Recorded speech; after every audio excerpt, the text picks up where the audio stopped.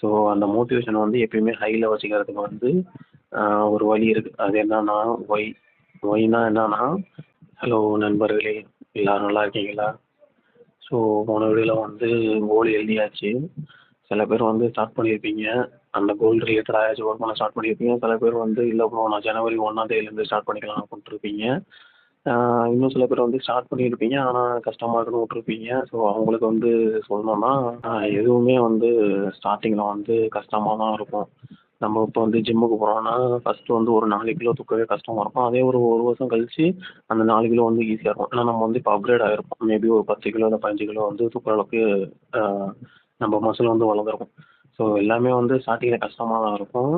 பண்ண பண்ண தான் அது வந்து ஈஸியாக இருக்கும். அது வந்து நானே நிறைய விஷயத்தில் பண்ணி பண்ணி தான் புரிஞ்சுக்கிட்டேன். சில பேர் வந்து இன்னைக்கு வரைக்குமே ஏதாச்சும் பண்ணிட்டு வந்திருப்பீங்க. ஆனால் நீங்களுமே வந்து ஃப்யூச்சரில் வந்து அதை ஸ்டாப் பண்ணுறதுக்கு வந்து சான்ஸ் இருக்கு. ஏன்னா வந்து இப்போ வந்து உங்களுக்கு நல்ல மோட்டிவேஷன் ஹையாக இருக்கும். போக போக வந்து அந்த மோட்டிவேஷன் வந்து அப்படியே குறைஞ்சிரும். ஸோ அதுக்கு வந்து என்ன பண்ணலான்னா, ஸோ அந்த மோட்டிவேஷன் வந்து எப்பயுமே ஹையில் வச்சுக்கிறதுக்கு வந்து ஒரு வழி இருக்குது. அது என்னன்னா ஒய். ஒய்னா என்னன்னா, ஸோ நம்ம வந்து கோல் எழுதிட்டோம். இப்போ அந்த கோலை வந்து இம்பார்ட்டண்ட்டாக ஆக்க போகிறோம். அந்த கோலை வந்து அடைஞ்சே தீரணும். அந்த ஒரு வெறியை வந்து கிரியேட் பண்ண போகிறோம். அதை எப்படி வந்து கிரியேட் பண்ண போகிறோம்னா, அந்த கோலுக்கு கீழே வந்து இந்த கோலை வந்து நான் எதுக்காக அடையணும் அப்படிங்கிற வந்து ரீசனை வந்து எழுத போகிறோம். எவ்வளோக்கு எவ்வளோ நீங்கள் அதிகமாக ரீசன் எழுதுறீங்களோ அவ்வளோக்கு எவ்வளோ அந்த கோல் மேலே வந்து உங்களுக்கு வெறி வந்து அதிகமாகும். உங்களுக்கு அந்த கோலை எப்படி அடையணும் அப்படின்ட்டு இப்போ தெரியலனா கூட நீங்கள் எழுதுறீங்களே ரீசனை, அதுவே வந்து உங்கள் மைண்டை வந்து கண்டுபிடிக்கிறதுக்கு வந்து ஹெல்ப் பண்ணும். ஸோ எவ்வளோக்கு எவ்வளோ அந்த ஒய் வந்து அதிகமாகுதோ, எவ்வளோக்கு எவ்வளோ நீங்கள் ரீசனை வந்து அதிகப்படுத்தணும் அவ்வளோக்கு அவ்வளோ வந்து அந்த கோலோட பவர் அதிகமாகும். அவ்வளோக்கு எவ்வளோ நீங்கள் அதை எப்படி பண்ணணுங்கிறத வந்து கண்டுபிடிக்கிறது வந்து ஈஸியாகும். இப்போ எக்ஸாம்பிளுக்கு வந்து இப்போ நான் வந்து வீடு கட்டணும் அப்படின்ட்டு ஒரு கோல் எழுதியிருக்கேன்னா, ஓரளவுக்கு மோட்டிவேஷன் இருக்கும். அதெல்லாம் ஒர்க் பண்ணுவேன். போக போக குறைஞ்சிரும். அதுக்கு கீழே நான் வந்து வீடு கட்டணும். ஏன்னா எங்கள் அம்மாவுக்கு வந்து எங்கள் அம்மாவை வந்து ஒரு பங்களால வாழ வைக்கணும். என் பிள்ளைங்க வந்து ஒரு பங்களால வாழணும்.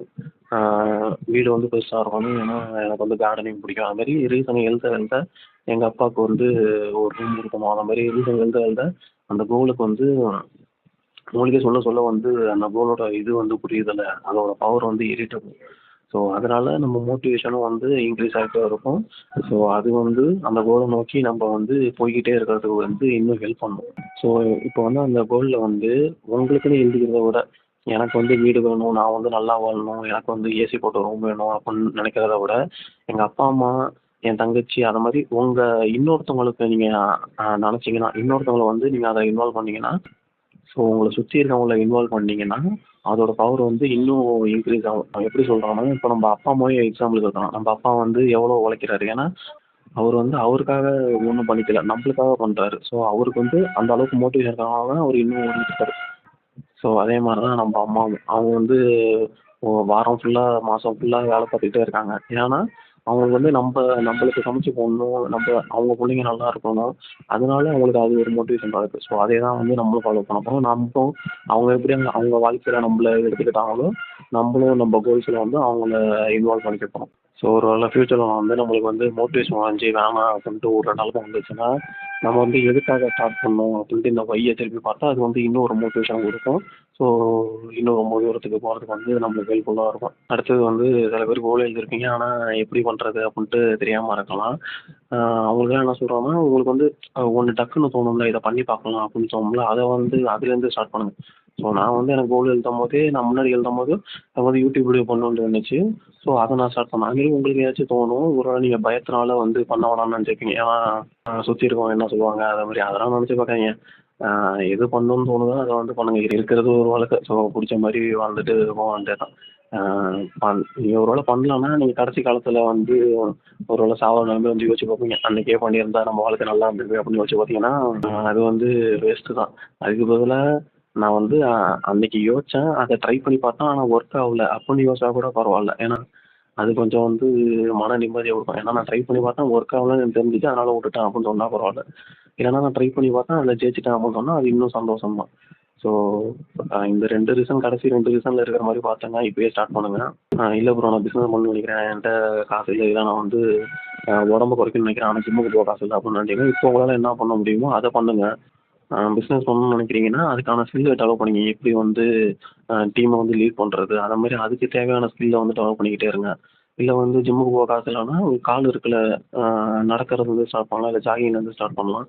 அது மாரி என்ன பண்ண முடியும்? இப்ப நம்மள்ட்ட இருக்கிறத வச்சு என்ன பண்ண முடியுமோ, ஸோ அங்கேருந்து ஸ்டார்ட் பண்ணுவோம். ஸ்டார்ட் பண்ண நம்ம வாழ்க்கை ஏதாச்சும் மாறுனுச்சுன்னா, நம்ம அப்போ வந்து அதுக்கு அப்போ வந்து நம்ம ஸ்கில்லோட இருக்கணும்ல இப்போ.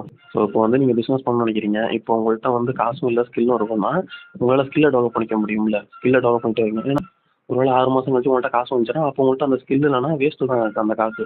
ஸோ அதனால என்ன உங்களால இப்போ பண்ண முடியுமோ, அந்த மாரி பண்ணுங்க. ஆ இன்னொரு வந்து என்ன சொல்லணும்னு நெனச்சேன்னா, நீங்க வந்து ஆ உடம்ப இளைக்கணும்னு நினைக்கிறீங்கன்னா வந்து ஆ ஒண்ணு வந்து வாக்கிங் போங்க. இல்ல வந்து ஸ்லோவா ஜாகிங் போங்க. ரொம்ப வந்து கன்னாபின்னான்னு ஓடாதீங்க. ஏன்னா நான் அது மாரி பண்ணி தான் எனக்கு வந்து டிஸ்கவர்லாம் வந்துச்சு.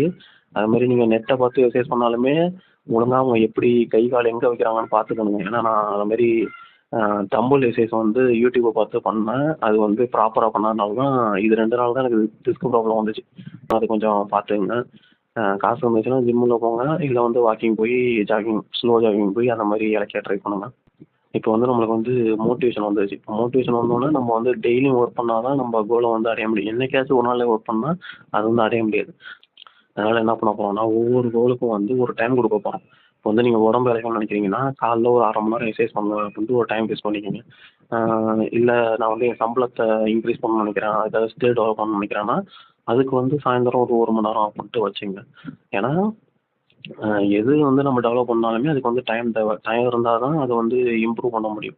எதுல நீங்க வந்து டைம் போடுறீங்களோ, அது வந்து குரோ ஆகும். ஸோ வந்து டைம் வந்து இம்பார்ட்டன்ட்டு. ஸோ ஒரு டயத்த ஃபிக்ஸ் பண்ணி, அந்த டயத்துல வந்து ஒரே ஒர்க்க வந்து நீங்க ரிப்பீட்டடா பண்ணீங்கன்னா, அதுக்கு வந்து நெறைய பெனிஃபிட் இருக்கு. ஃபர்ஸ்ட்டு வந்து என்னன்னு பார்த்தீங்கன்னா, ஆ சொன்ன மாரி நம்மள்ட்ட இருக்கிற டைம் வந்து நம்மளால நல்லா யூஸ் பண்ணிக்க முடியும். ஸோ அது வந்து டைம் மேனேஜ்மென்ட்டுக்குள்ள வரும். அடுத்தது பார்த்தீங்கன்னா, புரொடக்டிவிட்டி. புரொடக்டிவிட்டி எப்படி இம்ப்ரூவ் ஆகும்னா, நீங்க வந்து இன்னைக்கு இந்த டைம்ல இதான் பண்ணுவேன்னு தோணிடுச்சுன்னா, நீங்க இன்னைக்கு பண்ணிட்டீங்க. இப்ப நாளைக்கு என்ன பண்ணணுங்கிறதையும் நீங்க முன்னாடியே யோசிச்சு வச்சிருப்பீங்க. ஸோ அதனால வந்து உங்களால கன்டினியூஸா அத பண்ணிக்கிட்டே இருக்கிறதுக்கும் ஈஸியா இருக்கும். அதுக்கப்புறம் வந்து நம்ம ஒரு டைம் ஃபிக்ஸ் பண்ணி அதில ஒரே ஒர்க்க பண்ணிட்டு இருக்கோம். இப்ப காலைலனா அந்த டைம்ல எக்சர்சைஸ் தான் பண்ணுவேன்.